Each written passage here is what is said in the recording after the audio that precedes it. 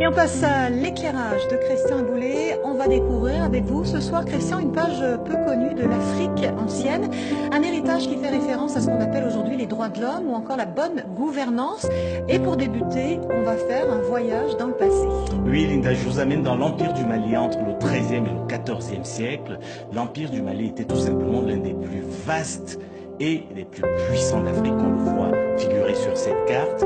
Et c'est un empire, oui, absolument, il était magnifique. C'est un empire qui a été créé par Soundiata Keïta et il est né d'un tout petit royaume qui était à cheval entre le sud du Mali actuel et de la Guinée-Conakry que l'on connaît aujourd'hui. Et c'était une fédération de royaumes qui était régie notamment par une charte qu'on appelle aujourd'hui la charte du Mandé et qui a été proclamée par Soundiata Keïta à la fin du XIIIe siècle. Et cette charte du Mandé, elle avait un objectif, c'était permettre la vie en harmonie et en paix au sein de cet empire.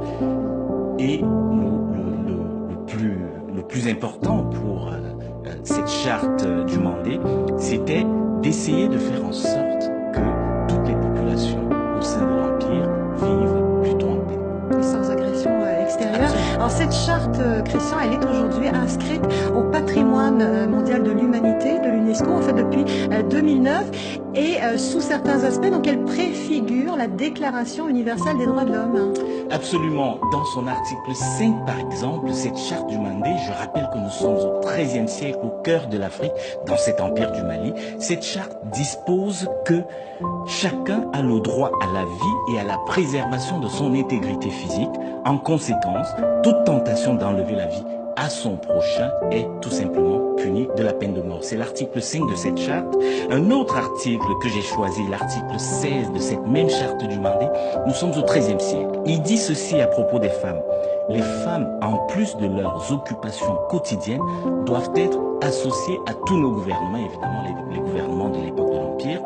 Il est donc faux de considérer aujourd'hui, ou de dire aujourd'hui, comme le font souvent certains, que les droits de l'homme, c'est une importation de l'Occident en Afrique, un argument qu'on entend bien souvent lorsqu'il s'agit pour les autorités locales de respecter les droits, les libertés individuelles ou collectives en Afrique. Une charte très moderne, très avant-gardiste. Christian, on quitte le XIIIe siècle pour le XIXe siècle avec l'empire du Wassoulou. Alors, précisons que l'empire du Wassoulou qui a été fondé par l'Almami Samori Touré, l'Almami Samori Touré est aujourd'hui considéré par une partie des populations d'Afrique de l'Ouest comme un chef guerrier sanguinaire, un tyran. C'est la conséquence directe des conquêtes de l'Almami Samori Touré pour agrandir son empire, mais aussi ses confrontations avec le colonisateur français.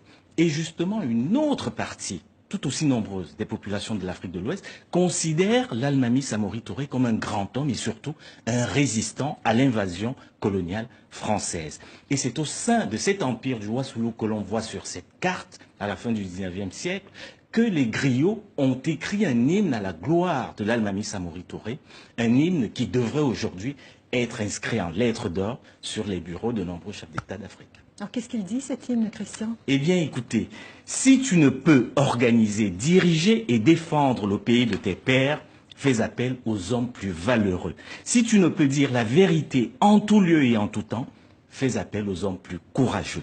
Si tu ne peux exprimer courageusement tes pensées, donne la parole aux griots. Si tu ne peux être impartial, cède le trône aux hommes justes. Et enfin, si tu ne peux protéger le peuple et braver l'ennemi, ça vous plaira ça, Linda, donne ton sabre de guerre aux femmes qui t'indiqueront le chemin de l'honneur. On va écouter un extrait? Absolument. En langue originale.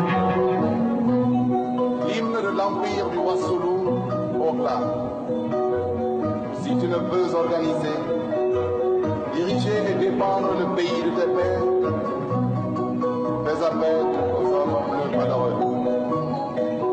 Si tu ne peux dire la vérité en tout. Voilà un hymne qui a été célébré par le célèbre Bembeya Jazz. Absolument, le Bembeya Jazz, un orchestre guinéen qui avait été fondé en 1961.